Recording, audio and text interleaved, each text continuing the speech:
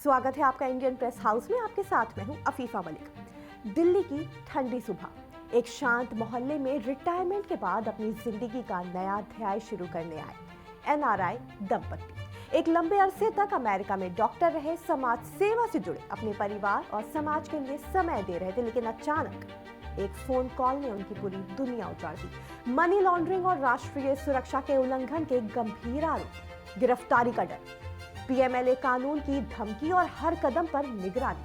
और तब दंपति की जिंदगी एक डरावनी मानसिक जेल में बदल जाती है। जरा सोचिए, आपके फोन की हर कॉल, हर संदेश, हर कदम किसी अजनबी की निगरानी में। उस पर आपसे ही कहा जाए कि एक मोटी रकम भेजना ही आपकी सुरक्षा का एक लौटा रास्ता है। साइबर फ्रॉड का पूरा जाल, 8 खातों में ट्रांसफर, 18 दिन की मानसिक यातना और अंत में सच सामने आने तक की क्या है ये पूरी कहानी।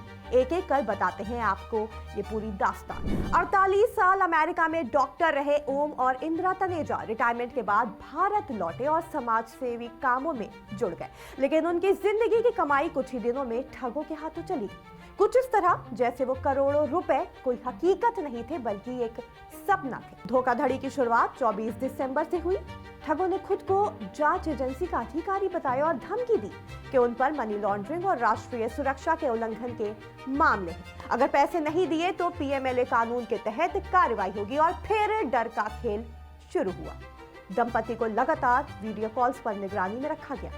कौन से फोन उठाने हैं, किससे बात करनी है, सब ठग तय कर रहे थे। दंपति सामान्य जीवन भी नहीं जी पा रहे थे।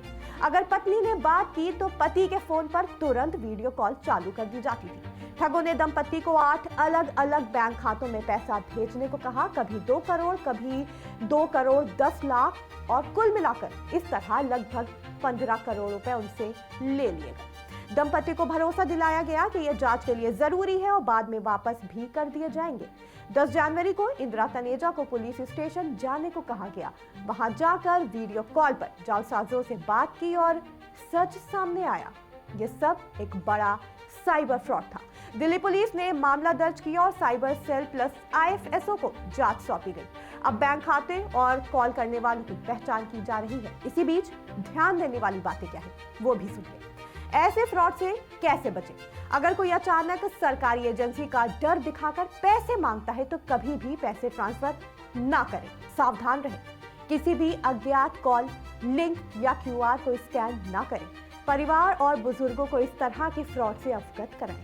सुरक्षा के लिए याद रखें, डर और धमकी का इस्तेमाल कोई भी एजेंसी पैसे नहीं मांगती। किसी भी संदिग्ध कॉल या संदेश पर तुरंत पुलिस या फिर बैंक से संपर्क करें।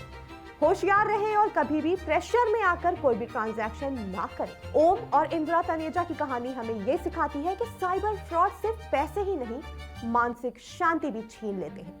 सतर्क रहें, जागरूक रहें और डरने से पहले सोचें, क्योंकि जानकारी और सावधानी ही सबसे बड़ा बचाव है। Bureau report, Indian press house.